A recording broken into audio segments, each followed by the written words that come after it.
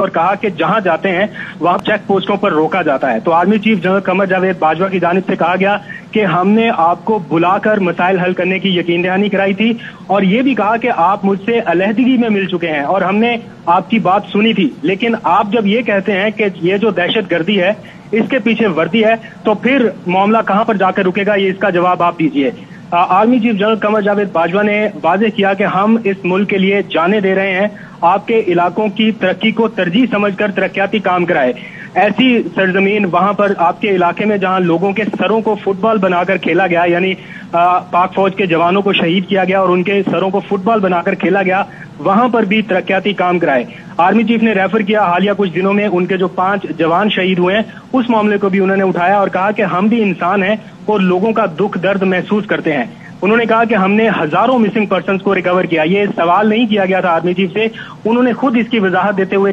بتایا کہ ہم نے ہزاروں مسنگ پرسنز کو ریکور کیا ہے۔ آپ کا کیا خیال ہے کہ ہم مسلمان ہو کر بے گناہوں کو پکڑیں گے؟ ساتھ ہی انہوں نے یہ کہا کہ ہم کبھی نہیں چاہیں گے کہ آخرت میں ہمارے گلے میں پھندا ہو صرف اس وجہ سے کہ ہم نے کسی بے گناہ کو پکڑا۔ تو آرمی چیف کے یہ جو ریمارکس تھے یہ بہت اہم تھے اور اس پر اپوزیشن ارکان نے اور حکومتی ارکان نے ڈیسک پہ جا کر داد دی۔ ٹھیک ہے، آپ ہمارے ساتھ ہی رہے گا۔ ارشد شریف صاحب سینئر اینکر پرسن نے ہمیں جوائن کیا۔ ارشد شریف صاحب، سول اور عسکری قیادت ایک پیج پر تھی، وہ تو ثابت ہو گیا، ساتھ ساتھ اپوزیشن کی جماعتیں جو ہے وہ بھی موجود تھیں اس بریفنگ میں جو کل دی گئی۔ پوری دنیا پر یہ ایک پیغام چلا گیا کہ یہاں پاکستان میں باقی معاملات میں اختلاف ہو سکتا ہے لیکن امریکہ کو اڈے دینے اور دیگر معاملات پر یہ تمام لوگ ایک پیج پر ہیں۔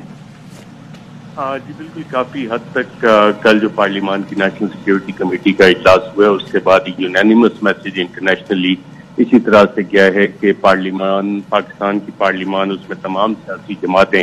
چاہے وہ اپوزیشن کی ہوں یا حکومت، ان سب کا موقف ایک ہی ہے اور یہ میسج بڑی اسٹرانگلی رجسٹر بھی ہوا ہے۔ کل کی ملاقات میں ایک دو انٹرسٹنگ چیزیں بھی تھیں۔ پاکستان مسلم لیگ نواز، جس کے قائد میاں نواز شریف اور ان کی صاحبزادی ایک باقاعدہ طور پہ بیانیہ لے کے چل رہے تھے۔ کل جتنی ملاقات میں لوگ موجود تھے وہ کہتے ہیں کہ جس طرح سے شہباز شریف صاحب، مریم اورنگزیب صاحبہ، شاہد خاقان عباسی، رانا ثناء اللہ، ان سب کی جو انٹریکشن تھی وہ قابل دید تھی دیکھنے کے حوالے سے، اور اس پہ سوال یہی اٹھتا ہے کہ پھر یہ عوام کو کیوں